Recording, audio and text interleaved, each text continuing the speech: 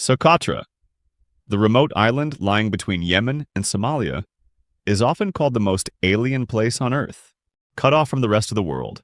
It has its own language and culture, attracting only about 4,000 visitors each year. Many people have never heard of this hidden island. Join us as we explore one of the most remarkable yet least familiar locations on the planet. Although Socotra sits 400 kilometers from mainland Yemen, it is still officially part of the country. Due to the ongoing civil war, regular commercial flights are no longer available, leaving humanitarian aid flights as the only travel option. These flights depart from Abu Dhabi twice a week. The only way to secure a seat is by arranging it through a tour agency.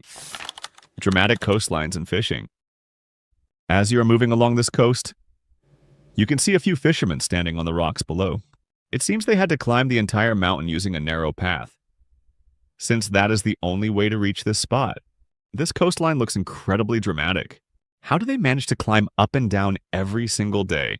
It is truly impressive. One of the reasons Socotra is so special is that it has many species of plants, birds, and animals found nowhere else. Because of this, people often call it the Galapagos of the Indian Ocean. The blackbirds we just saw are native to Socotra and cannot be found anywhere else. Fishing is one of the main types of work on Socotra, and it is easy to understand why when you look at how much life fills these waters. We even spotted an Egyptian vulture, which is a very rare bird, resting above us. There are many of them on the island. These landscapes are unlike any other place, and this is why many describe Socotra as the most alien location on Earth. It feels like a mix of the Grand Canyon, bright white beaches, and clear blue water that looks almost like the Maldives. Everyday life. This is the fish market. It seems to be the busiest place in town, since the island is surrounded by beautiful waters. There are fish everywhere, and the prices are low. This is where people come to sell them. This is the traditional greeting of the Socotra people. They touch their noses together. It is very interesting and feels almost like you are about to kiss. Bahamri is a well-known dish. People here usually eat this type of bread early in the morning before breakfast. I am very proud to be from Socotra. Our culture is very rich. I just want the world to see that the people of Socotra are very generous. On this island, it is very rare, extremely rare. It is completely safe here, a peaceful island. The Socotri language. The Socotri language, a linguistic marvel spoken only by the women of the island, adds another layer of mystery to this enigmatic land. These women have crafted a language so distinct that it stands alone, not just in the region, but in the world. This isn't some modern feminist movement. This is an ancient Semitic language called Socotri that has been passed down orally for thousands of years, often flowing most strongly through the women of each family. Mothers, grandmothers, and daughters use it to share stories, songs, and secrets that never make it into any textbook. This language isn't just communication, it's a living repository of the island's history, culture, and deepest secrets. These women are literally the keepers of an entire civilization's memory. If this is the first time you've heard about a secret women's language, drop a comment saying, "Wow." The queen of the area. In the lagoon of Detwa, there is a woman locals jokingly call the queen of the area.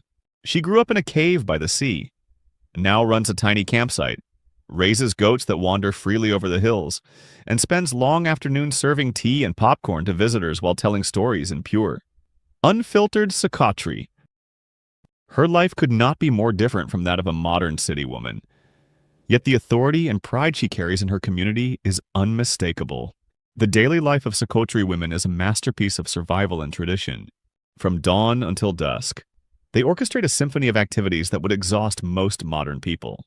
They gather food and water from the harsh landscape, tend to livestock that roam freely across impossible terrain, weave intricate baskets using techniques unchanged for centuries, and raise children who will carry forward these ancient traditions.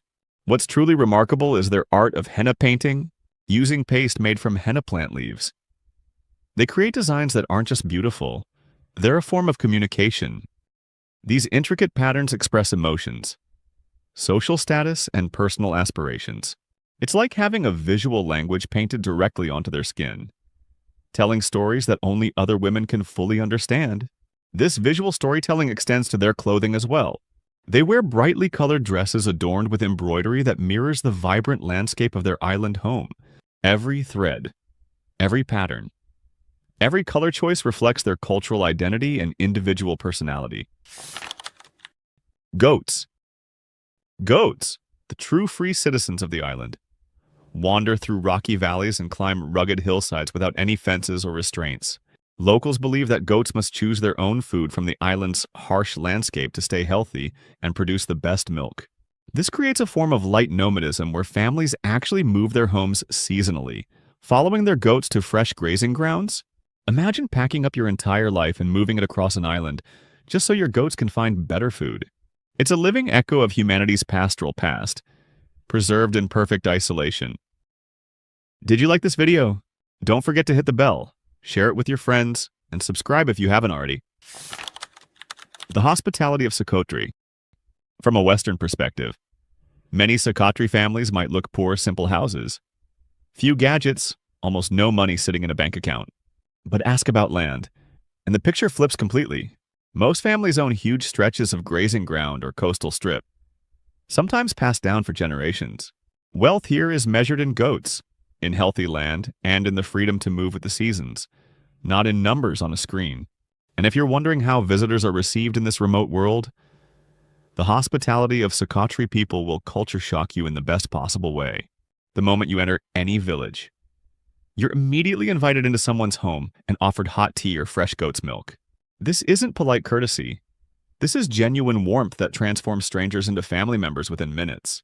Entire villages sometimes hold welcoming gatherings for visitors, humble in form but deeply heartfelt. The sense of safety that comes with this hospitality is almost unbelievable. Locals will tell you that you can leave your bag and even your laptop outside. If you forget it, someone will probably take it to the mosque or the village chief so it can be returned. On an island this small, reputation matters more than any security camera. But there's a crucial cultural rule that every visitor must understand: never interfere with the goats and camels without explicit permission from their owners. These animals aren't just livestock, they're treasured assets woven into daily life. Picking them up, petting them, or feeding them without consent is considered deeply disrespectful. Even blocking a herd's path can startle the animals and inconvenience the herders. As remarkable as the people and their customs are, they're only one half of Socotra's extraordinary story. The island's natural world is equally otherworldly, home to species that exist nowhere else on Earth. If you're watching this on your phone right now and finding these stories fascinating, tap that hype button to let me know. It helps this video reach more people who love discovering the world's most incredible hidden places. Now, let's dive even deeper into Socotra's mysteries. The dragon's blood tree? It sounds like pure fantasy, but is absolutely real trees that bleed.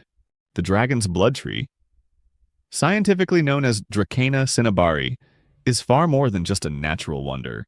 It's the beating heart of Socotri civilization, providing medicine, magic, and meaning to every aspect of island life. From the ancient trunk of this umbrella-shaped tree flows a deep crimson resin called dragon's blood, a substance that has been harvested and treasured for thousands of years. This isn't just some tourist curiosity. This is a complete pharmacy, spiritual toolkit, and economic lifeline, all wrapped into one incredible natural resource. Let's start with its healing powers. In traditional medicine, this crimson resin becomes a miracle cure. Ground into powder, it stops bleeding and disinfects wounds faster than modern antiseptics. Dissolved in water, it treats stomach ailments, diarrhea, and dysentery with remarkable effectiveness. Applied directly, it relieves toothaches and gum inflammation. Some locals even consider it a tonic that restores strength and vitality to the sick and elderly. Yet beyond its medical applications, the mystical uses are where things get truly fascinating. Dragon's blood resin is burned as incense to purify spaces and ward off malevolent jinn, those supernatural beings from Arabian folklore. It's carried as a protective charm against the evil eye, and shamans use it in ritual ceremonies to expel harmful spirits believed to cause illness and misfortune. But dragon's blood isn't just for healing bodies and souls. The practical, everyday applications are equally impressive. Socotri women transform this resin into natural lipstick, nail color, and festival body art that creates stunning red decorations. Artisans use it as a lasting dye for textiles and pottery, creating colors that remain vibrant for decades. Craftsmen rely on its adhesive and waterproof qualities to mend boats and ceramic vessels, making it an essential tool for island survival. The fact dragon's blood was once so valuable that ancient Greeks and Romans traded it across their entire known world. This remote island was connected to classical civilization through this single, incredible natural resource. Today, it remains a valuable source of income for islanders, though it's now carefully regulated to preserve these rare and iconic trees. These trees are ancient, on the high plateaus of Dixum and in the legendary Firmihin Forest. Many dragon's blood trees are believed to be between 700 and 1,000 years old. They grow painfully slowly. After 5 years, a sapling is still barely the size of your hand. And even after decades, a young tree might only reach your knee.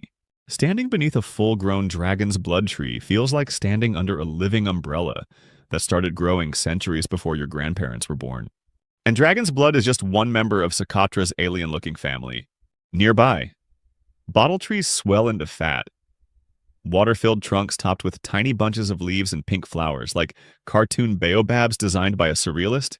Several species of frankincense grow only on this island, their fragrant resins burned in homes and mosques, while rare plants like kenken exist nowhere else on Earth.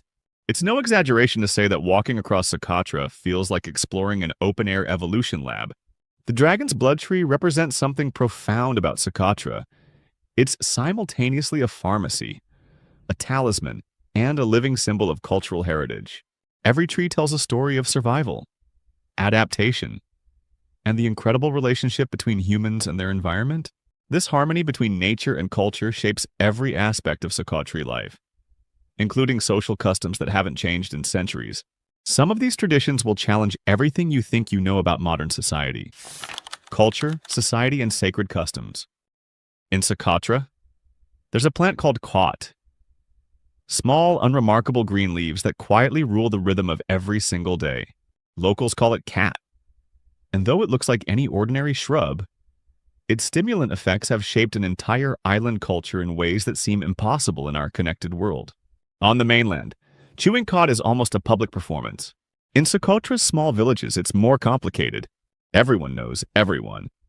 And religious leaders warn against letting cod dominate daily life. So many men retreat into back rooms or quiet alleys to chew, away from their family's eyes. In one tiny shop, every man inside might be secretly chewing, sharing jokes and stories, while pretending nothing is happening when a stranger walks past. The real transformation begins after lunch. When something magical and slightly surreal happens, policemen, fishermen, drivers, shopkeepers, almost every man you encounter slips into the slow, dreamy ritual of chewing cod. Groups gather beneath acacia shade or at the steps of small stone houses, their cheeks bulging with packed leaves, eyes tinged red or soft with fatigue, and teeth stained a faint blue-green from years of this habit. By mid-afternoon, the entire island of Socotra seems to exhale and settle into a slower heartbeat. Work fades into the background while murmured conversations, easy laughter, and the quiet buzz of the stimulant fill the air. To an outsider, it might look like a collective addiction that halts progress. But to the men of Socotra, this is a cherished social ritual, a moment to pause, bond, and let the world drift by at its own unhurried pace.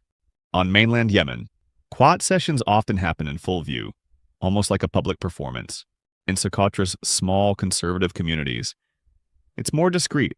Everyone knows who chews, but men often gather in back rooms or quiet alleys to avoid the disapproving looks of elders and religious leaders. Step into a tiny shop, and you might find every man inside quietly chewing, trading jokes and stories, while pretending nothing out of the ordinary is happening if a stranger walks past. This separation between worlds becomes even more striking during celebrations. Let me describe something that will absolutely shock visitors' Socotri weddings. These celebrations feel less like a single event and more like two parallel worlds unfolding side by side, each vibrant in its own way, yet forever kept completely apart. The men gather outdoors in a whirl of drums, traditional dances, and the gleam of ceremonial daggers flashing beneath the sun. They feast, chant, and slip into the slow rhythm of chewing cot, their laughter drifting across the open air. Meanwhile, hidden entirely from view, the women's celebration takes place behind closed doors. Inside that private sanctuary, veils are lifted, colorful dresses shimmer. The bride joins her friends and relatives in dancing, singing, and celebrating with a freedom reserved only for women. What shocks most visitors is how the bride and groom never celebrate together in public. Not even for a moment. For a male guest, no matter how honored he might be, the women's world remains completely inaccessible. He will never see the bride's face or glimpse the joyous revelry happening behind those doors. 2 celebrations, 2 worlds, 1 wedding. It's an experience as striking as it is unforgettable. This strict separation of male and female spheres extends beyond celebrations into the very foundation of how justice works on the island. Here's something even more fascinating about Socotri society. Real authority doesn't sit behind courthouse walls. It gathers beneath the shade of acacia trees, in circles of tribal elders. Disputes over land, water, stolen goats, or family quarrels rarely make their way to any formal legal system. Instead, people turn to the respected elder men who hold the island's unwritten history in their memories and its traditions in their hands. Their rulings are obeyed not out of fear of prison, but out of fear of losing honor, a punishment far heavier than any legal sentence in a tightly knit island community where reputation is everything. Before any serious dispute is discussed, there is always a ritual of respect. Guests greet the elders by gently touching noses, the traditional Socotri greeting, and are immediately offered sweet tea and flatbread. In some tribes, especially powerful ones like the Amaro, the chief is expected to invite any traveler who passes his home to sit and drink tea. On Socotra, justice doesn't begin with paperwork. It begins with hospitality, unlike justice systems focused on punishment. Socotra's tribal law is built on reconciliation. Elders may sit for hours or even days, patiently guiding both sides toward peace so that conflicts don't harden into lifelong grudges.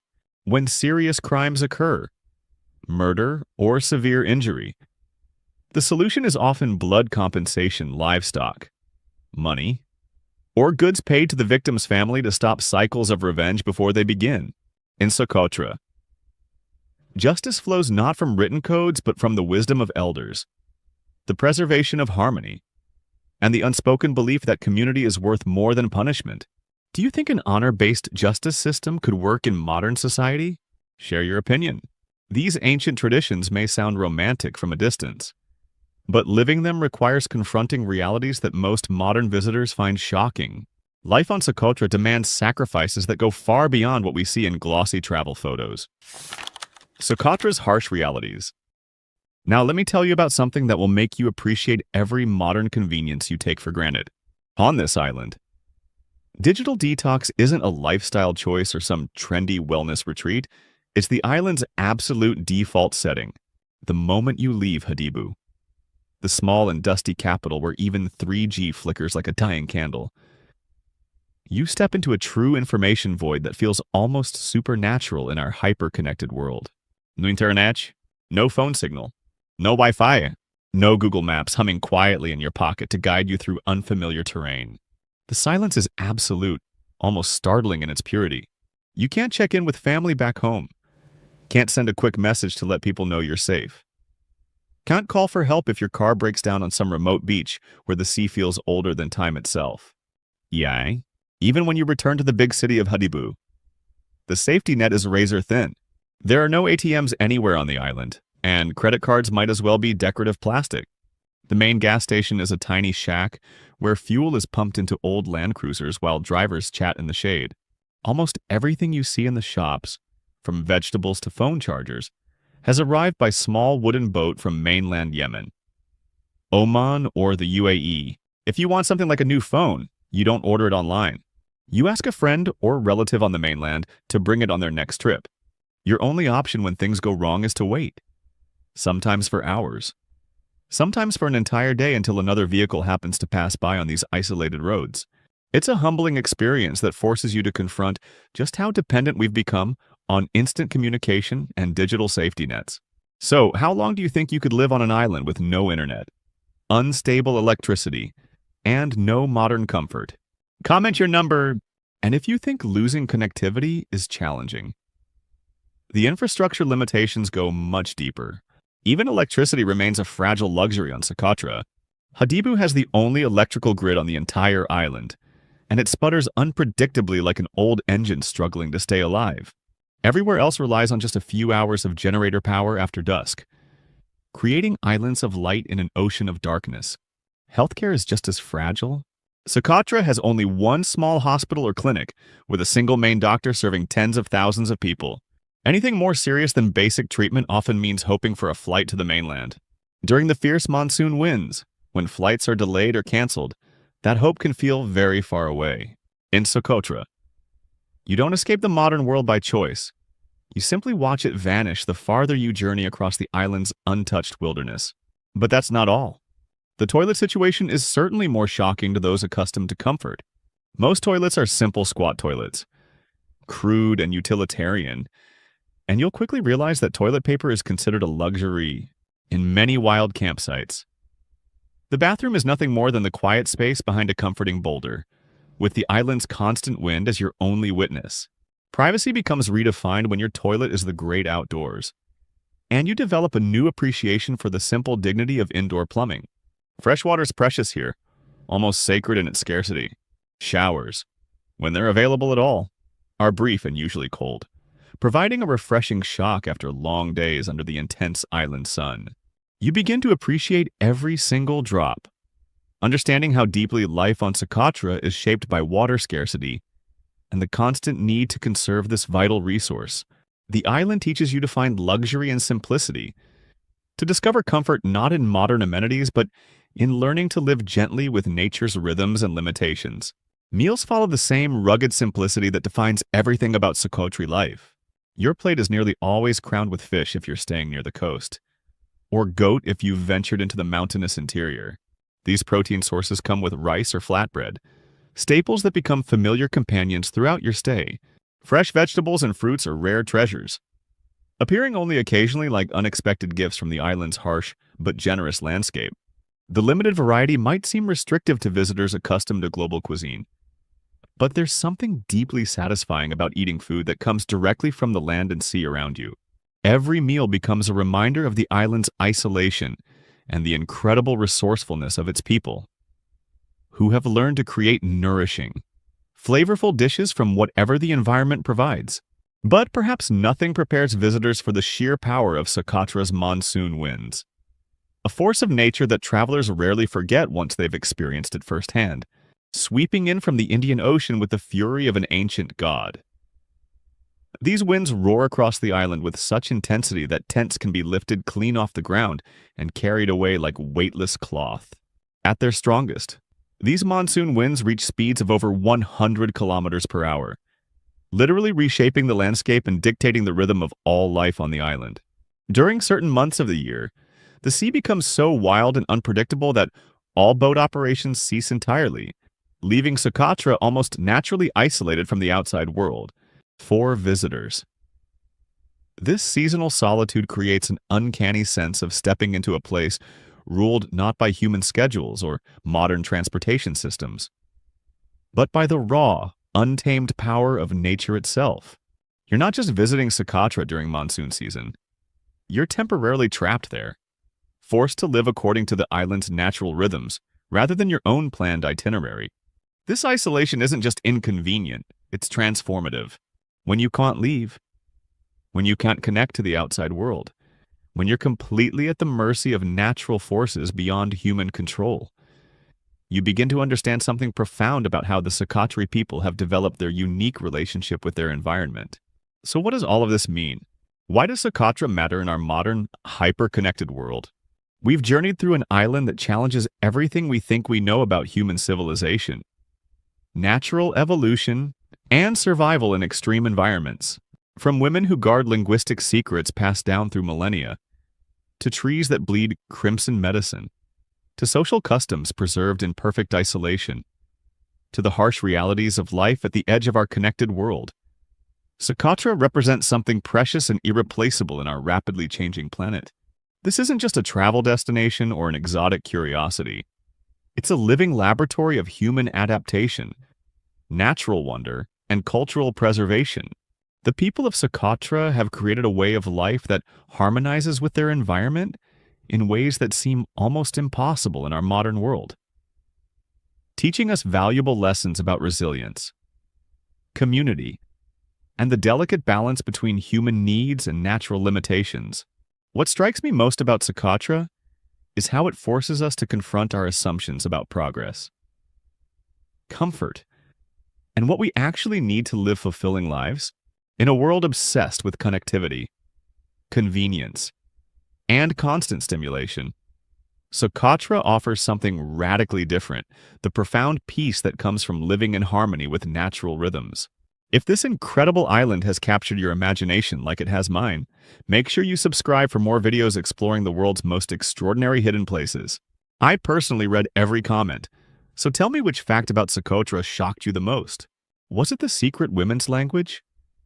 The bleeding dragon's blood trees? The parallel wedding celebrations? Or the complete digital isolation that defines daily life? Share your thoughts below. Let me know what other remote, mysterious places you'd like me to explore.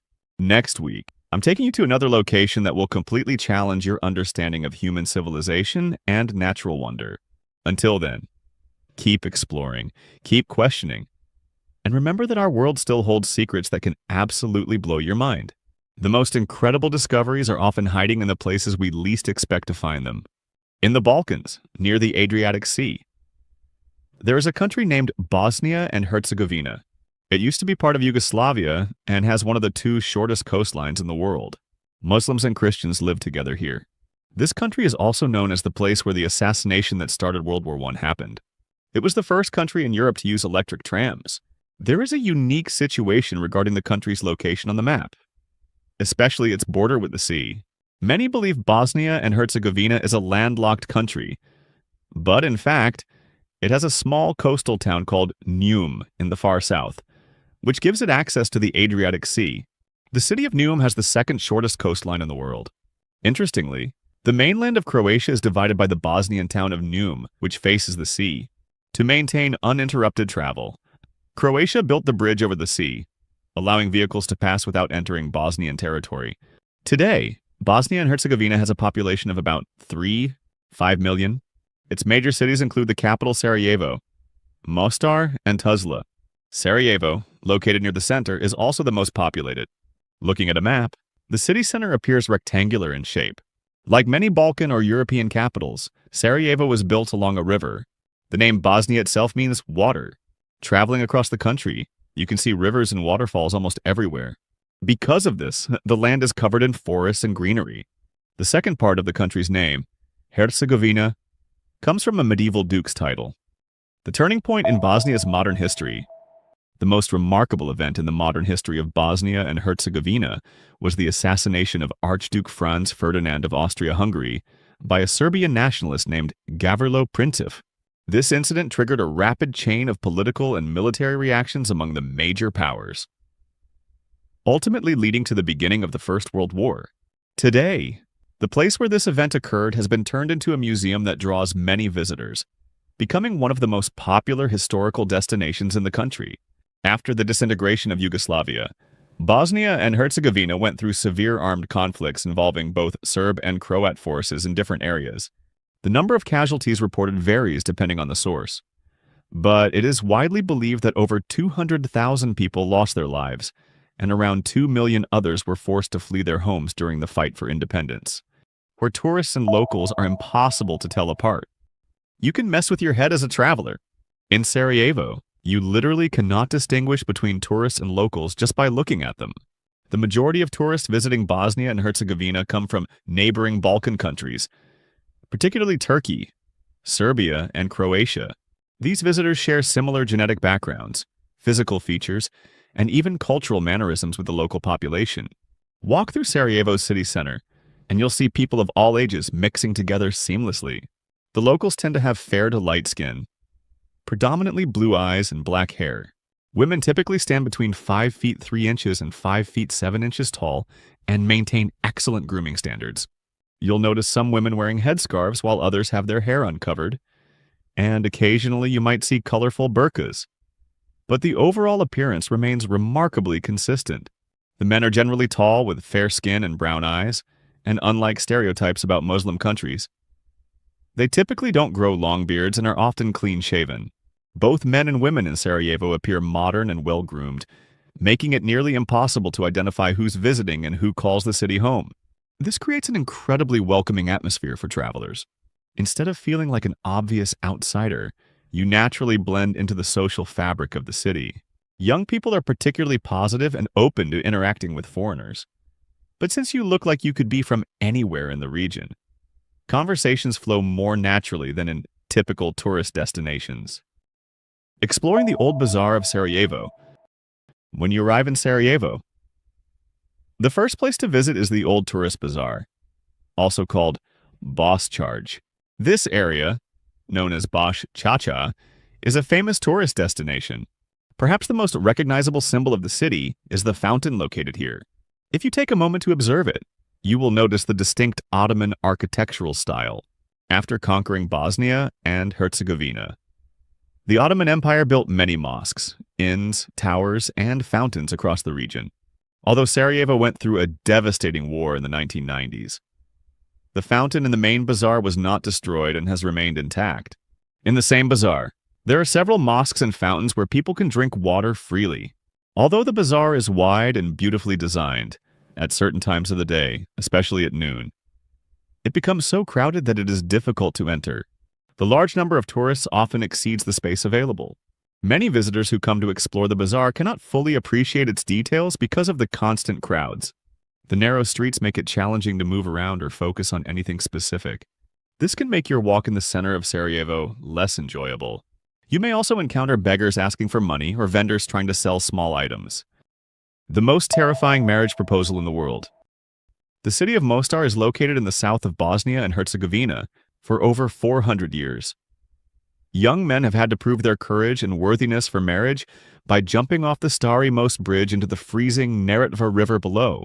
This is a genuine rite of passage that determines whether a man is considered worthy of marriage by his community. The bridge stands 24 meters high, roughly equivalent to an 8-story building, and the water below stays at a bone-chilling 7 degrees Celsius even in summer. The technique has to be absolutely perfect. One mistake, one moment of hesitation, one improper form, and you could be seriously injured or worse. But the social consequences of refusing to jump are almost as severe. A man who won't take the leap is traditionally seen as lacking courage and unworthy of marriage. The pressure is so intense that some young men spend months preparing, practicing their diving technique, and building up the mental fortitude to make the jump. This is about proving you're willing to risk everything for love, that you have the courage to face life's challenges as a husband and protector. If you want to discover more unique traditions from around the world, make sure to subscribe and turn on the notification bell so you won't miss any fascinating journeys, where every tradition holds a magical story waiting for you to explore. Public chess culture. Welcome to Sarajevo's incredible public chess culture. This isn't just a game, it's a social institution. In parks and major squares, you'll find these outdoor chess clubs operating like open-air social centers for the city's elderly population. The atmosphere around these boards is magical, a blend of deep concentration and peaceful community connection. The players, armed with decades of life experience and sharp strategic minds, face each other across the board with the patience of philosophers. Surrounding them are fellow seniors who observe in respectful silence, occasionally nodding in approval or whispering quiet commentary about particularly brilliant moves. What makes this truly special is how it represents a completely different approach to aging and community. Instead of elderly people being isolated in their homes or segregated in senior centers, they're actively engaged in the heart of the city. Their minds sharp and their social connections strong. This tradition has survived wars, political upheavals, and social changes because it represents something fundamental about human nature, the need for intellectual challenge, social connection, and the wisdom that comes with age and experience. In Sarajevo, the chessboards symbolize wisdom, freedom, and community, a city where people connect through intellect and respect, but travel a few borders away. And that same idea of freedom in public spaces takes on a very different meaning. In one country, when night falls, Public parks transform into places where even sex is allowed. Curious where this happens? Click the link in the top corner or check the pinned comment below. And don't forget to come back, because in the next part, I'll reveal the unique transportation system of Bosnia and Herzegovina that you've probably never heard of. Transportation system that defies logic.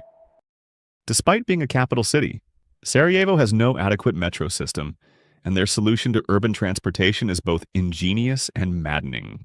Instead of building underground subways like most developed cities, Sarajevo uses rail train systems that operate above ground.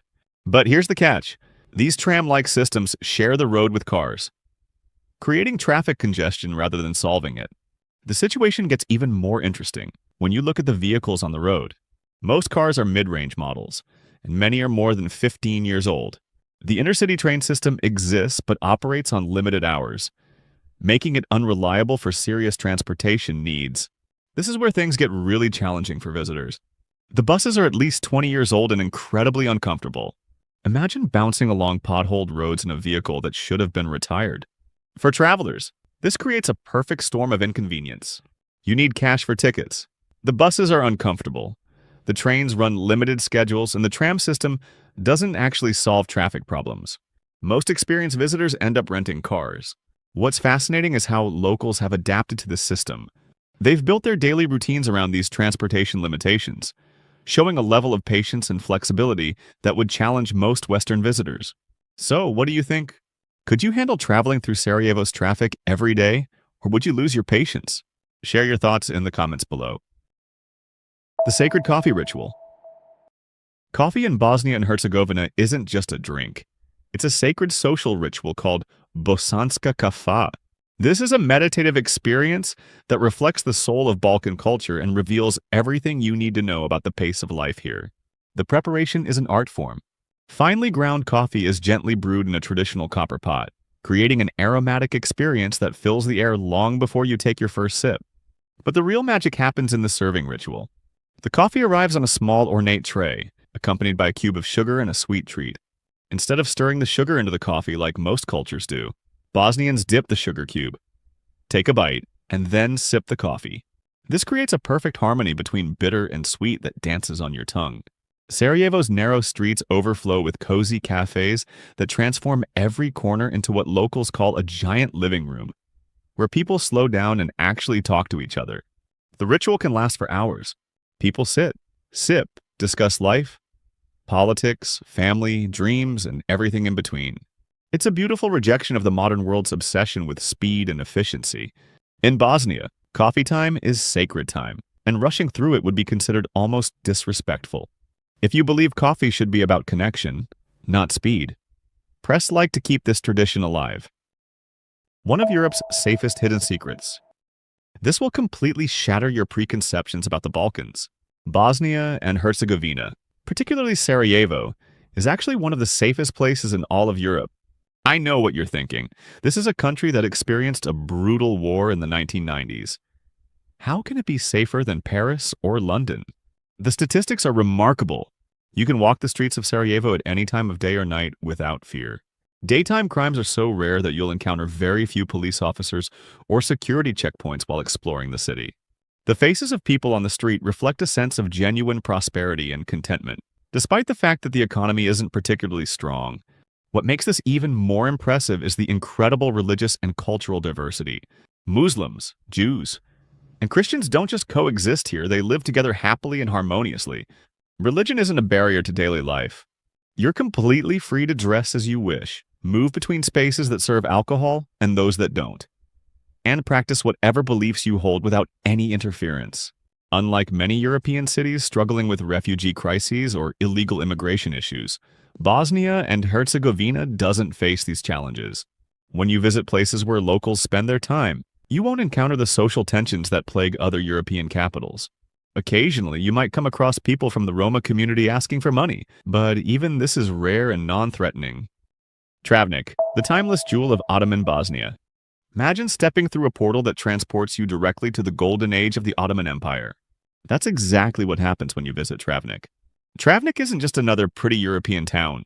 From the late 17th to the mid-19th century, it served as the capital for Bosnia's Ottoman governors. And that period of prosperity left behind an architectural legacy that will take your breath away. Elegant 15th century buildings crowned by a majestic medieval fortress perched on a hill, offering panoramic views that stretch across valleys and mountains. It's the only city in Bosnia with 2 clock towers. Most cities are lucky to have 1 historic clock tower, but Travnik has 2, each telling its own story of the city's importance during Ottoman rule. Then there's the colorful mosque, an extraordinary architectural masterpiece that defies everything you think you know about traditional Islamic architecture. This building is adorned with vivid hand-painted decorations that create a riot of color and artistic expression, unlike anything else in the Islamic world. If you visit during winter, the experience becomes even more magical. Mount Vlasic transforms into a skiing paradise, making Travnik a year-round destination that seamlessly blends history and outdoor adventure. Art that heals war wounds. Most cities use street art for decoration or self-expression. Sarajevo uses it to heal the deepest wounds imaginable, creating one of the most emotionally powerful urban art experiences in the world. Walking through Sarajevo, you'll notice something that will stop you in your tracks. Walls still bear bullet holes from the 1992-1995 war, but these scars are now covered by vibrant murals that create a striking contrast between artistic beauty and the brutal reality of recent history. Each mural serves as a silent memorial, honoring victims, condemning violence, and expressing an unbreakable hope for peace that survived the darkest period in the city's history. What makes this even more powerful is the intentionality behind it. The city could have repaired every bullet hole, erased every scar, and pretended the war never happened. Instead, they chose to acknowledge the wounds while transforming them into symbols of survival and faith in the future. The liquid emerald that defies nature. The Neretva River is a natural phenomenon so beautiful that it's earned the poetic name, the liquid gem of the Balkans. The water displays a crystal-clear emerald hue that seems almost supernatural. The science behind this incredible color is fascinating. The river's distinctive appearance results from its icy cold temperature combined with the unique mineral composition of its limestone riverbed. As the water flows through magnificent canyons, it picks up minerals that create this mesmerizing natural paint job that changes subtly with the light and weather conditions. The most spectacular view comes in Mostar, where the Neretva curves gracefully through the historic city center. The river's brilliant turquoise glow creates a stunning contrast with the white stone of the legendary Stari Most Bridge, creating a harmony between human architecture and natural wonder that photographers dream about. But the Neretva offers more than just visual beauty. The pristine water quality means you can enjoy fresh trout caught directly from the river, prepared in traditional Bosnian style by local restaurants. The river represents something deeper about Bosnia and Herzegovina's relationship with nature. In a world where most rivers are polluted, dammed, or otherwise compromised by human activity, the Neretva remains a testament to what natural waterways can look like when they're properly protected and respected. If this is a destination you'd love to see with your own eyes, type number 1 in the comments. Roses that bloom from tragedy. Throughout Sarajevo's ancient stone-paved streets, you'll notice what locals call Sarajevo roses, but these aren't flowers growing in gardens. These are memorials that bloom directly from the pavement, marking the exact spots where innocent lives were lost during the brutal siege of the 1990s. After the war ended, the people of Sarajevo faced a choice. They could repair every trace of destruction, fill in every crater, and pretend the horror never happened. Instead, they made a decision that was both heartbreaking and beautiful. They filled the mortar shell craters on sidewalks and streets with bright red resin, creating permanent memorials that look like crimson flowers blooming from the wounds of the city. Each red rose marks the exact location where one or more people died. They appear scattered throughout the city like drops of blood transformed into art, silent yet powerful reminders of suffering, loss, and the incredible human capacity for both cruelty and resilience. What makes the Sarajevo roses even more powerful is their integration into daily life. They're not hidden away in museums or memorial parks. They're part of the living city, encountered by residents and visitors as they go about their normal activities. A culinary journey through 2 empires.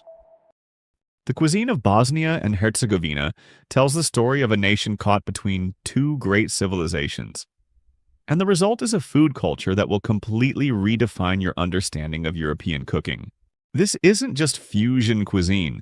It's the product of centuries of cultural blending between the warmth and richness of the Ottoman Empire and the hearty traditions of Austro-Hungarian Europe. What makes Bosnian cuisine truly special is its commitment to patience and craftsmanship. Traditional Bosnian dishes are known for their slow cooking techniques, often grilled over glowing coals or simmered gently for hours until the flavors develop into something extraordinary. Beef and lamb are the stars of this culinary show, prepared in ways that create meals that are simultaneously rustic and sophisticated.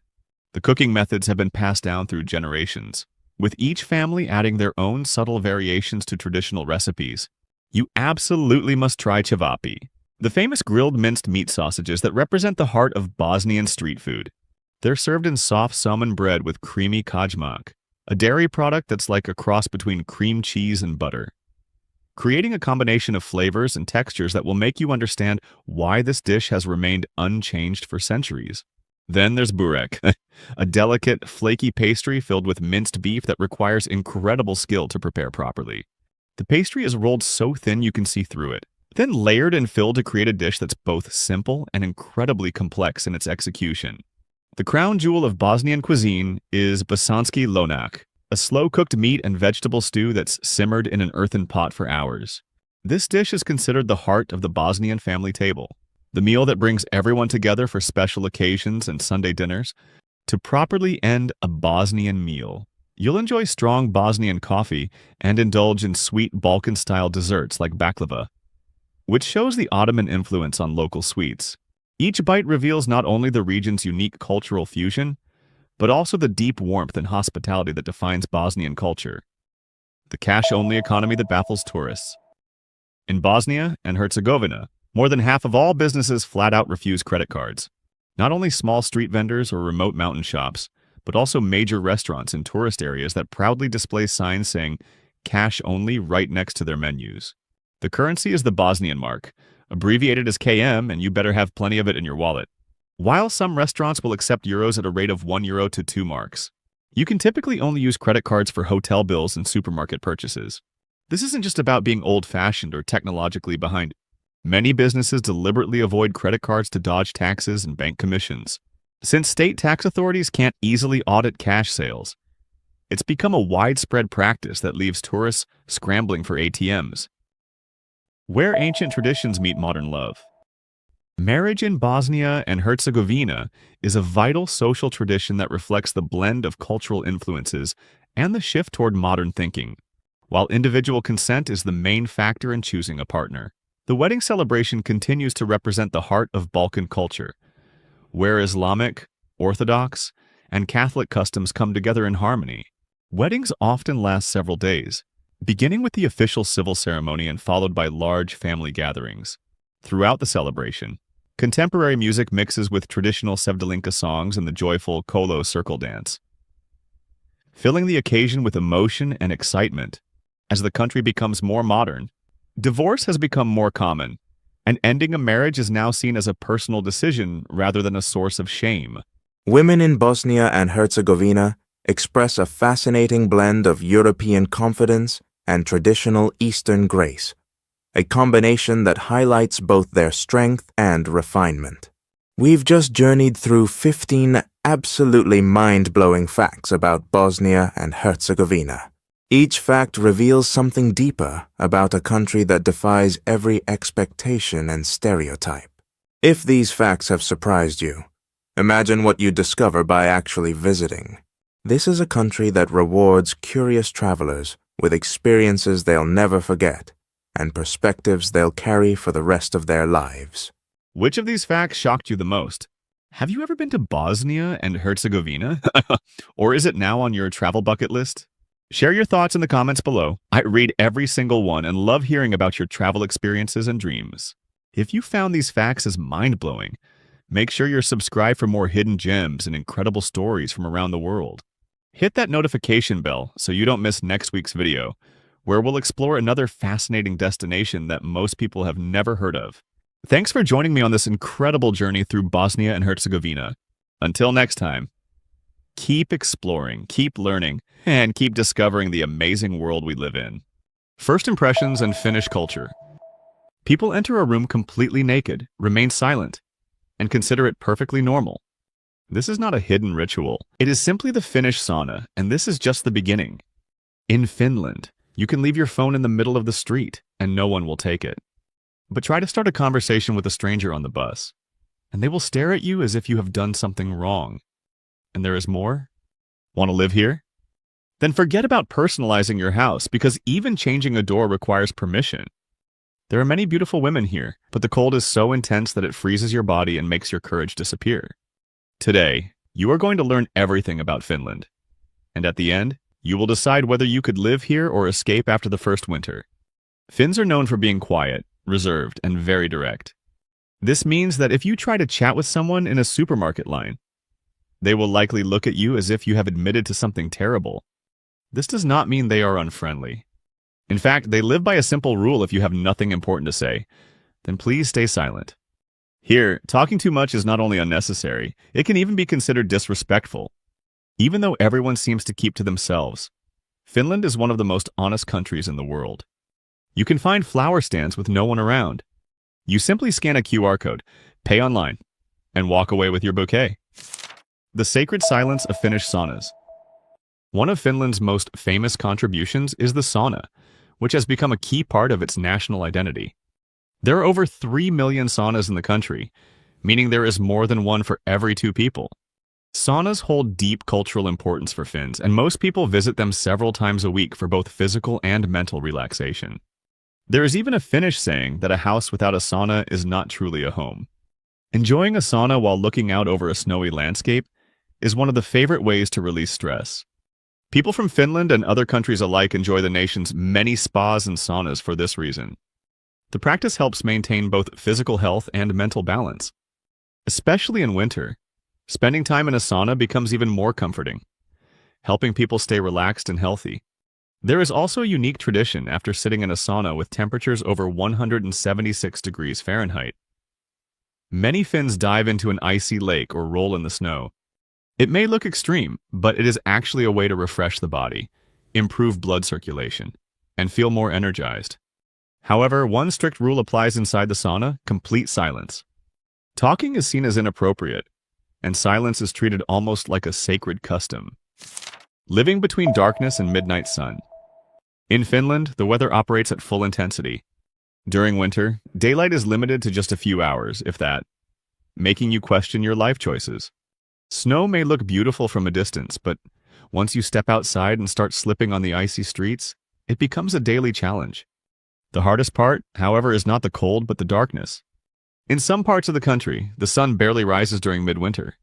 You wake up in the dark, eat lunch in the dark, and by the time you think the day has started, it is already night again. It feels like living in constant vampire mode. Summer is the complete opposite. If the sun disappears in winter, it makes up for it by shining endlessly in summer. Want to sleep? That becomes your problem, because even at 2 in the morning, it is still bright outside. And Finns love it. This is when the whole country comes alive after months of hibernation, turning into one big outdoor celebration filled with beaches, barbecues, and festivals. It feels as if someone has pressed the reset button on everyone. But instead of complaining about the weather, Finns choose to adapt. Here, people believe there is no bad weather, only the wrong choice of clothing. If it is minus 25 degrees, they just add another layer and move on. When it is warm, they enjoy every second of it, knowing that soon enough, the freezing season will return once again. Land of beautiful women. Finnish women have a unique beauty that makes them instantly recognizable. They are often tall, with fair skin like snow, icy blue eyes, and a calm, mysterious charm that attracts attention and earns admiration. However, what truly defines them is not their appearance, but their strength and independence. In Finland, it is completely normal for a woman to drive through snowy forests, repair things at home, or lead a construction team. They do this not to make a point, but because self-reliance is simply part of who they are. Finnish women are highly educated and belong to one of the most gender-equal societies in the world. At one time, 12 of Finland's government ministers were women, something many nations still hope to achieve. Even in relationships, independence and equality are essential values. Do not expect her to let you pay the entire bill on a date. She will likely prefer to split it. This is not a lack of romance, but a reflection of how much she values self-sufficiency and mutual respect.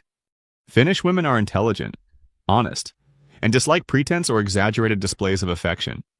But when they love, they do so deeply and faithfully, combining emotion with reason and standing by their partner through every challenge. In Finland, men often let women speak first not only out of courtesy, but also because they recognize that Finnish women are confident and articulate. And in any discussion, one thing is certain: she will always have the final word. If you're curious about how to meet and date a Finnish woman through dating apps or social platforms, and want us to share some helpful tips to win her heart, leave a comment with the number 1. Finland has a wife-carrying championship. In Finland, men run through mud while carrying their wives, all for the chance to win a barrel of beer. The wife-carrying world championship takes place every year in the small town of Socotri, and the rules are just as unusual as the event itself. You can carry your own wife or someone else's, as long as the woman is over 17 years old and weighs at least 108 pounds, or 49 kilograms. If she weighs less, she must carry extra weight to meet the requirement. The most entertaining part is the prize. The winner receives the woman's weight in beer. Yes, if you carry your wife through a challenging obstacle course and finish first, you take home a beer reward equal to her weight. The heavier the wife, the more beer you earn. The event has become so famous that couples from the United States, the United Kingdom, Germany, and even Japan now train for it seriously with real techniques. The most popular carrying method is known as the Estonian style, where the woman hangs upside down with her legs around her partner's shoulders like a human backpack. It may look strange, but it is very effective. The championship features official judges, timekeepers, race gear, and an excited crowd that cheers as if they were watching the World Cup. If you want to discover more unique stories from around the world, make sure to subscribe and turn on the notification bell so you won't miss any fascinating journeys where every tradition and celebration holds a magical story waiting for you to explore. The world's most trusted education system. Finland is known for having one of the best education systems in the world. Basic education is free and mandatory for 9 years, and students focus on truly learning instead of memorizing facts to forget later.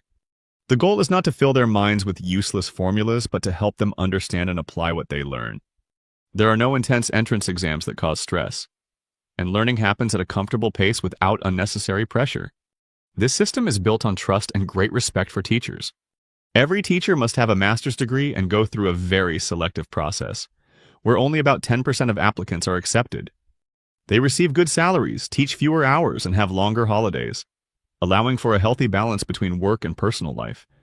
With such skilled educators, Finland has created an outstanding education system recognized worldwide. It consistently performs well in global tests like PISA, not only for academic results but also for fairness, ensuring that every student receives a high-quality education no matter their background. Unique Finnish laws and systems. If you are driving in Finland, you should know that traffic fines are not based on the violation itself but on your annual income. This system, known as the day fine method, means that the wealthier you are, the higher your fine will be. If you earn less, your penalty is smaller.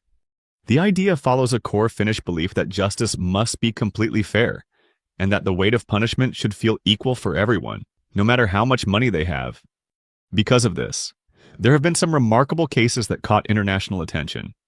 A rich businessman was once fined over $100,000 for slightly exceeding the speed limit. That amount could easily buy a new car rather than pay for a speeding ticket. Meanwhile, a student working part-time might only pay a few dozen for the same offense. To people from countries like the United States, where fines are fixed amounts, this system may seem strange, but in Finland, it is considered fair and logical. Drinking culture in Finland. Rules, contrasts, and connections. In Finland, the sale of alcohol is tightly controlled by the government, especially when it comes to strong drinks. All liquor sales go through Alko Oy, a state-owned retail chain. These stores have limited opening hours, usually closing much earlier than regular supermarkets and staying closed on Sundays in most areas. Because of this regulation, the idea of stopping by a convenience store late at night to buy vodka or wine simply does not exist in Finland. Interestingly, this strict control goes hand in hand with a culture that often involves binge drinking, where people consume large amounts of alcohol during certain occasions. Finns usually avoid drinking during the week, but often drink heavily on weekends or holidays. For visitors, it can be surprising to see the country shift from its quiet and reserved mood to a lively and energetic weekend atmosphere. For many Finns, drinking serves as a social bridge that helps break the natural reserve typical of their culture. Alcohol-centered gatherings are often where people open up and connect more easily. However, for foreigners who do not drink, this can make socializing a bit difficult. A helpful suggestion is to join other activities instead, such as sports clubs, music festivals, or outdoor adventures. These experiences provide great opportunities to meet and connect with Finns in a natural and comfortable way. The country with the cleanest air in the world. Would you drink water straight from a public faucet on the street? In Finland, not only is that safe, it is actually encouraged. According to the World Health Organization and Yale University, Finland has the cleanest water and some of the purest air on Earth. You can safely drink tap water anywhere, whether you're in a park, a school, a cabin deep in the forest, or even a public restroom. The underground water flows naturally through ancient forests and granite rocks that have filtered it for centuries.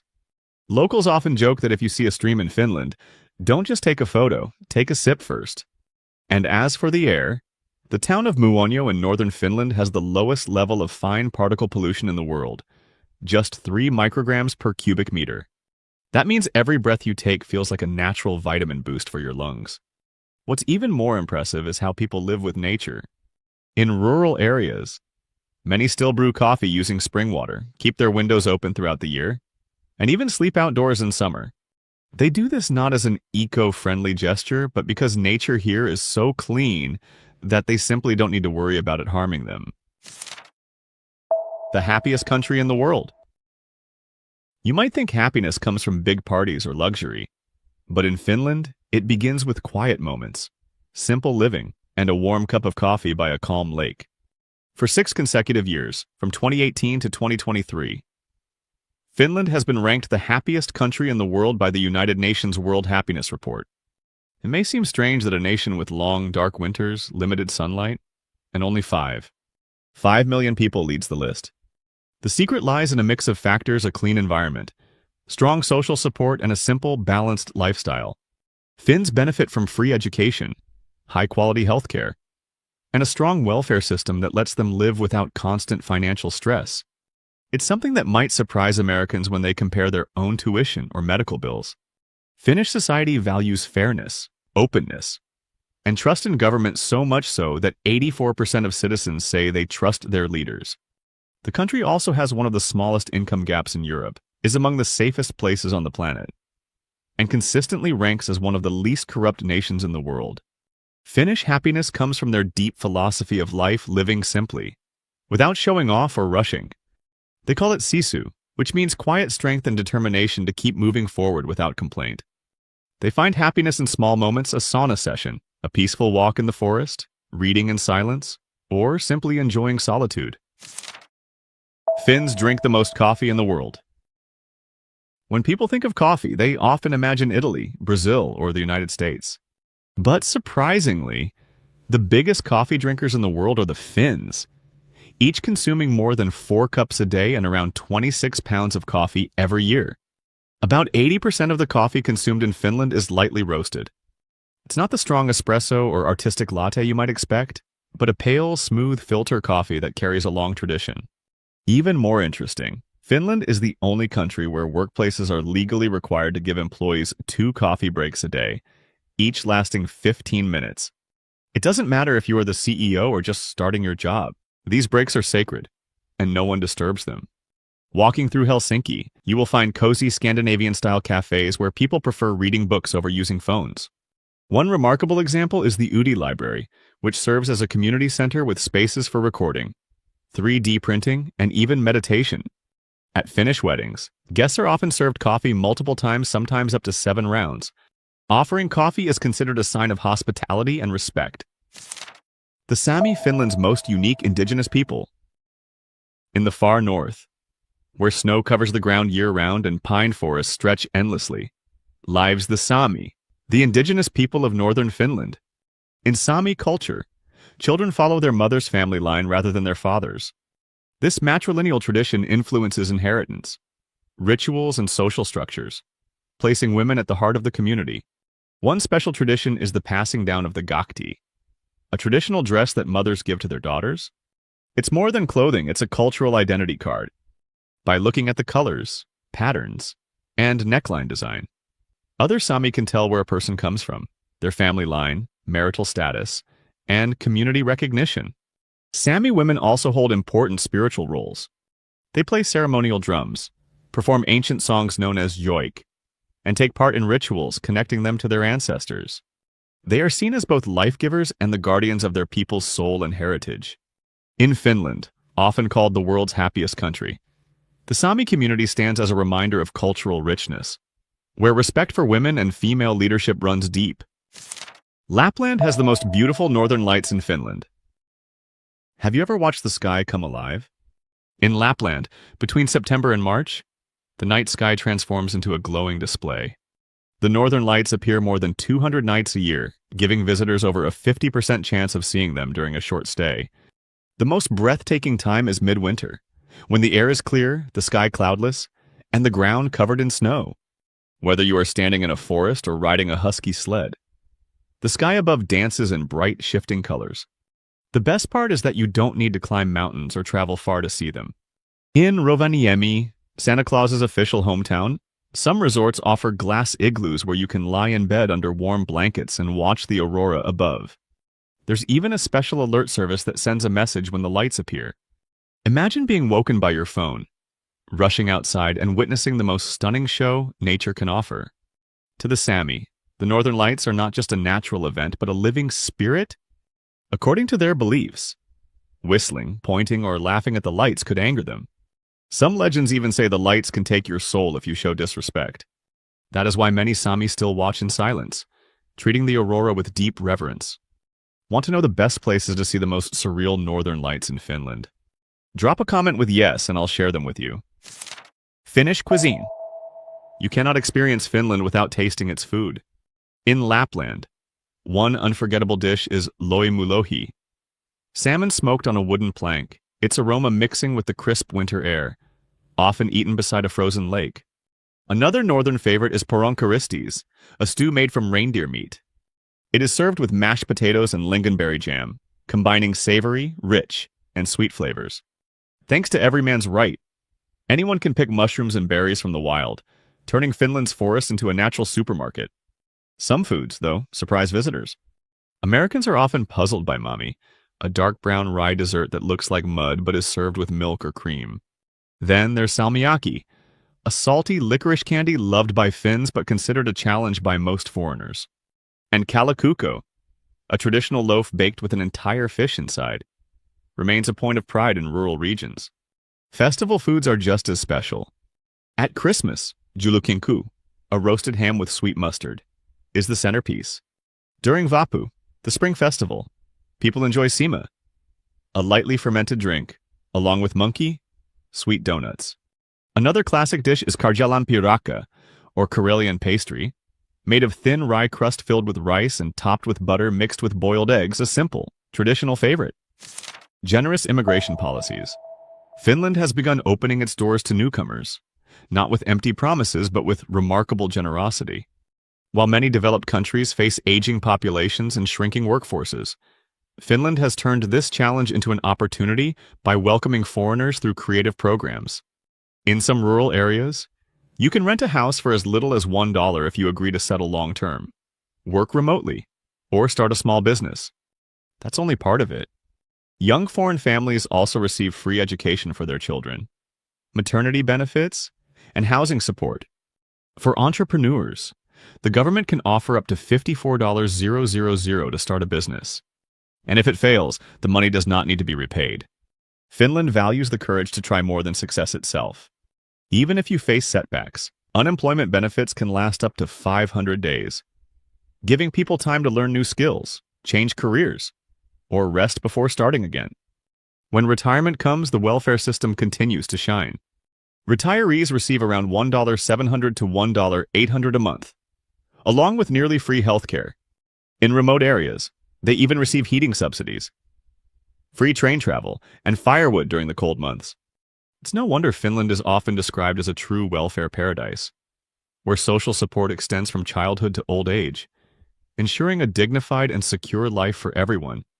Finland isn't just a place, it's a feeling. A land where silence speaks louder than words, where the cold teaches warmth, and where simplicity becomes the greatest luxury.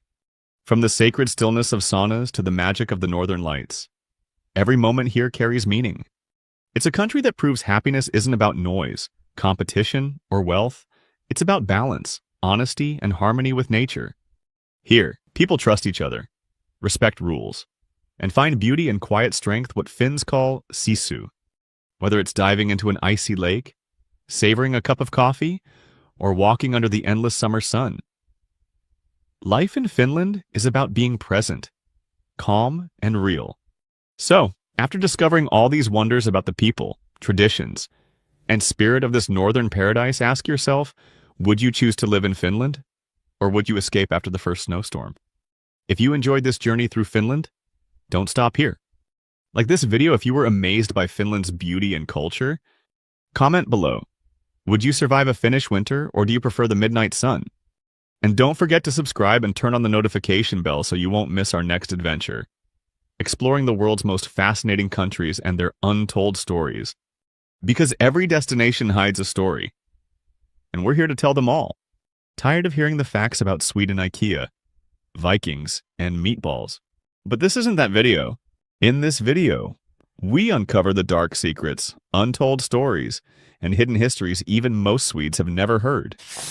Sweden's forgotten Caribbean colony. Did you know that Sweden once held a dark tropical gem in the Caribbean, St. Barthélemy? Today, a private haven for billionaires. Was once a colony ruled from the chilly corridors of Stockholm. In the late 18th century, Sweden seized the island from France. They turned it into a free port, but that free name hid a horrifying truth.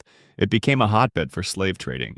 Under the flag of King Gustav III, ships carried not only sugar and rum, but also human lives. A dark chapter in the history of a nation that considered itself civilized. The chilling irony, the very kingdom that exploited this pain to enrich itself later claimed to be one of the first to abolish the slave trade. A reluctant atonement, or an attempt to wash its hands of it. The traces of that era remain, but not just in the name of the capital, Gustavia. It is also a quiet reminder of the wounds of history that never heal. Nearly a century later, Sweden sold the island back to France for a mere fraction of its true value, around $100,000. Street dancing is banned. Because of an old and controversial regulation dating back to the 1930s, Sweden requires public places to obtain a special permit if they want to allow dancing, even if a group of students starts dancing on the street for fun. The police can issue a warning, impose a fine, or order them to stop immediately. This rule was originally created to keep control over nightclubs and prevent illegal gatherings during wartime. However, it still impacts modern events today. From spontaneous flash mobs to community festivals, even small coffee shops that wish to host live music and let customers dance must apply for costly permits. Go through inspections and renew their licenses each year. Many young Swedes and cultural supporters have long demanded that this law be removed. They believe it is outdated, overly strict, and does not match Sweden's reputation as an open and forward-thinking country. Yet despite the criticism, the law continues to exist. Being naked in public is allowed in many places.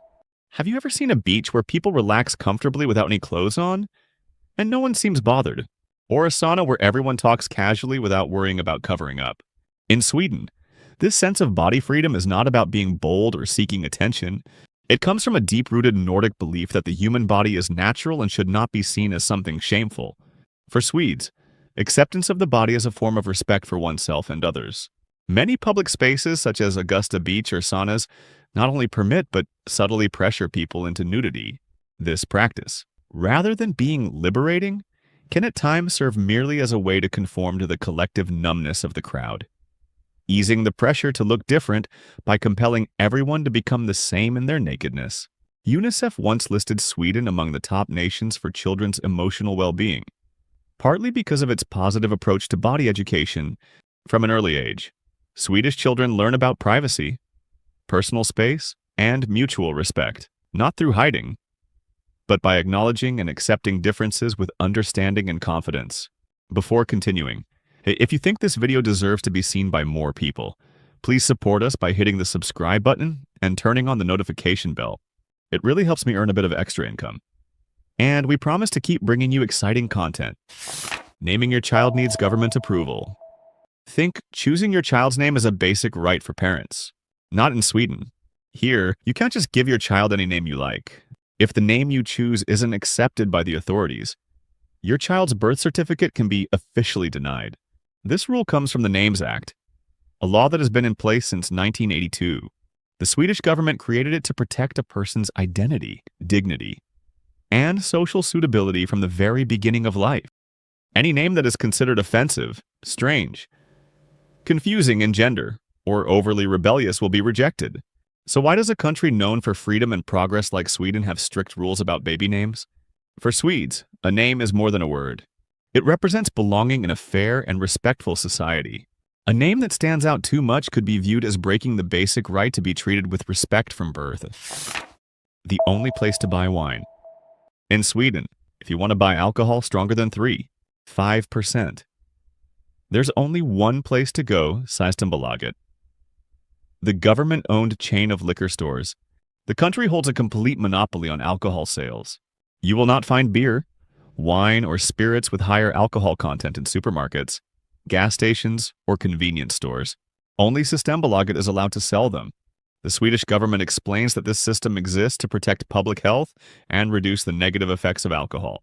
By controlling sales, they can limit access, prevent minors from buying alcohol, and reduce overconsumption.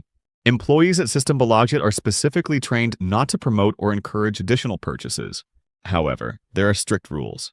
Systembolaget stores close early, usually by 7 p.m. On weekdays, 3 p.m. on Saturdays, and they do not open on Sundays. You also need to be at least 20 years old to buy alcohol there. Even though you can legally drink in bars and restaurants at 18, identification checks are very strict, and there are no exceptions. Some people believe this system is old-fashioned and overly controlling. Others argue that it is effective, as Sweden has lower rates of alcohol-related deaths and drunk driving than many other European nations. The Magical Ice Hotel. Hidden deep within the Arctic region of Swedish Lapland lies an architectural marvel both breathtakingly beautiful and strikingly fragile. The Ice Hotel, rebuilt from the ground up each winter. This hotel is made entirely of snow and crystal-clear ice harvested from the nearby Torn River.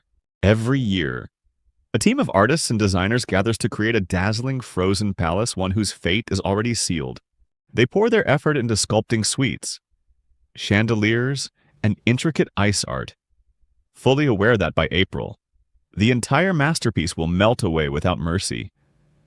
Returning to nothingness in the flowing river, visitors come seeking a dreamlike experience, but in truth, they face a harsh and unforgiving environment. The beds are made of solid ice, covered with reindeer hides and thermal sleeping bags, while the indoor temperature remains at 23 degrees Fahrenheit throughout the night. The silence here is not peaceful. It is a chilling stillness that seeps deep into the bones. There is even an ice chapel, where couples exchange vows amid frozen stillness, a poignant reminder of the brevity and impermanence of all things. And for this fleeting, once-in-a-lifetime experience, guests must pay a steep price up to around $700 for just a single night. A hefty sum to spend for a night entombed in ice, a symbol of extravagant luxury and beautiful futility, built only to melt away. Swedish women are beautiful and captivating. Swedish women are known for their classic Nordic beauty, with fair skin, clear blue or gray eyes, bright blonde hair, and tall, graceful figures. Their healthy and active lifestyle keeps them naturally attractive. They do not rely on heavy makeup to be noticed, as their charm lies in their natural elegance and simplicity. But what truly makes Swedish women stand out is their personality. They are independent, confident, and value their freedom. They express themselves openly and honestly, without avoiding the truth, yet always with tact and respect. They believe in equality and treat their partners as equals, never depending on anyone to define their worth. In relationships, Swedish women are drawn to genuine and intelligent men who have an open way of thinking. They are not looking for someone to support or protect them financially. Instead, they want a balanced relationship based on respect, care, and shared experiences. It is common for them to offer to share the bill when going on a date. Their views on love are open-minded and free from traditional expectations. They express their emotions confidently and do not hold on to the belief that only men should take the first step. If a relationship no longer brings happiness, they will move on without hesitation. To them, love should bring peace and joy, not become a source of pressure or sacrifice. What do you think about this perspective on Swedish women and their approach to love and life? Share your thoughts in the comments. Sweden's sweet obsession. Surprisingly, Swedes consume more candy per person than any other nation in the world, averaging about 18 pounds each year. This national love for sweets is called lördagsgodis, which means Saturday candy. The idea is that children, and truthfully adults too, can enjoy as much candy as they want, but only on Saturdays. The custom started in the 1950s when scientists recommended limiting sugar consumption to once a week to help prevent tooth decay. Today, almost every supermarket in Sweden has long aisles filled with colorful pick-and-mix candy stations, where people can scoop gummy bears, chocolate, licorice, and sour worms by the pound. During Easter, the craze reaches new heights as people fill large paper eggs with sweets. Even health-conscious Swedes take pride in this candy tradition. It has become a meaningful part of Swedish culture. Whether it is the famous salty licorice that surprises visitors or the bright displays of pastel-colored candy, Sweden's passion for sweets remains strong and proudly celebrated. The Museum of Failed Inventions. In the center of Stockholm stands one of the world's most unusual museums, the Museum of Failure. This fascinating exhibition celebrates creativity that did not go as planned, showcasing a wide range of products that failed despite bold ideas. From Coca-Cola's coffee-flavored soda, Coca-Cola Blake, to Apple's early digital assistant, the Newton. The museum reminds visitors that failure plays an important role in innovation. It even features Google Glass, once promoted as the future of wearable technology, now seen as one of the biggest missteps in the tech world. The displays also include strange and amusing creations such as Harley-Davidson perfume and Colgate beef lasagna. Yes, the same company known for toothpaste once tried to sell frozen meals, which of course, no one wanted to buy. The purpose of the museum is clear: to honor the bravery of inventors who dared to try new things, even when they did not succeed. It serves as a powerful message that every success is built on many failed attempts. In Sweden, a nation admired for its creativity and design, this belief runs deep. Failure is not a source of embarrassment. It is an essential part of the path to success. Would you visit this museum to see how failure can lead to success? Type number 1 if you would. Never invite guests to dinner at home. In Swedish culture, where independence and personal boundaries are highly valued, inviting someone to share a meal at home is often seen as unnecessary emotional involvement. Many people believe that offering food could make the guest feel obligated, and that would not be fair. For Swedes, showing respect means not creating discomfort or unwanted pressure. This habit dates back to the 1960s and 1970s when food prices were high and family budgets were tight. During that time, if children visited friends around dinner, they were often asked to wait in another room or go home to eat. It was not considered rude, just a normal way of keeping family and social life separate. The practice has sparked debate over the years. In countries where hospitality is central, many outsiders find it cold or unfriendly. But Swedes see it differently, believing that true respect comes from not forcing others into shared meals or obligations. Today, this tradition is less common, especially in large cities and among younger generations. However, in many rural or traditional communities, the dinner table is still viewed as a private family space, and inviting guests remains something people rarely do. Working overtime is a no-no. In Sweden, staying late at work is not considered a sign of dedication. By law, the standard workweek is 40 hours, but in many workplaces, especially in the public sector, it is often closer to 37. Out of this, only around 5 hours are seen as truly productive working time. Some cities, such as Gothenburg, have even tested 6-hour workdays, and the results were remarkable. Employees became more efficient, happier, and took fewer sick days. In countries like the United States or Japan, working late is viewed as commitment. But in Sweden, staying at the office after 500 p might attract attention. People may question why you are still there or whether you manage your time well. According to Eurostat, around 95% of Swedes finish work at or before 500 p. In Swedish work culture, overworking is not respected. Constantly doing overtime does not prove you are diligent. It shows poor planning. The Swedish way of life is based on the concept of lagom, which means just the right amount. Working too much disrupts balance, while working too little seems careless. Staying late is seen as taking time away from personal life, something Swedes deeply value. The village that runs on cow manure. In the small Swedish village of Västerås, the future of green energy has a rather unusual scent. It comes from cows. This community is powered almost entirely by biogas made from cow manure and leftover food. Local farmers bring animal waste to a special facility where it is turned into methane gas used to run buses, heat homes, and even fuel cars. What remains after processing is transformed into nutrient-rich fertilizer, forming a complete cycle of sustainability. The system is clean, renewable, and surprisingly productive. A single cow can produce enough biogas in a year to power a car for nearly 2,000 miles. This initiative has gained worldwide recognition as a leading example of sustainable living, showing that even something as ordinary as manure can support modern life. In Sweden, nothing is wasted, not even waste itself. This village proudly demonstrates Swedish creativity in turning everyday challenges into environmentally friendly solutions. Impressed by Sweden's unique coffee culture, fika. Sweden is among the countries that consume the most coffee in the world. On average, each person drinks about 3 to 4 cups a day. Swedes usually enjoy their coffee strong and black, without milk or sugar. Following the traditional Nordic taste, here, fika is much more than just a simple coffee break. It is an important social tradition, almost like a daily ritual. Many companies even encourage employees to take a fika break, which means gathering to drink coffee, enjoy pastries, and talk with colleagues. A typical fika includes coffee and cinnamon buns, but the real purpose is not the snacks.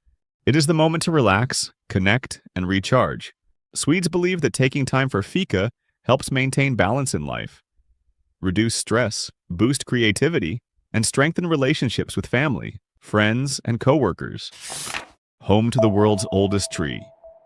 In the rugged mountains of Dalarna province lies Old Chico, a spruce tree that has lived for about 9,500 years. It is believed to be the oldest living tree on Earth, existing long before the pyramids, the Roman Empire, or most of recorded human history. The tree itself is not large or grand.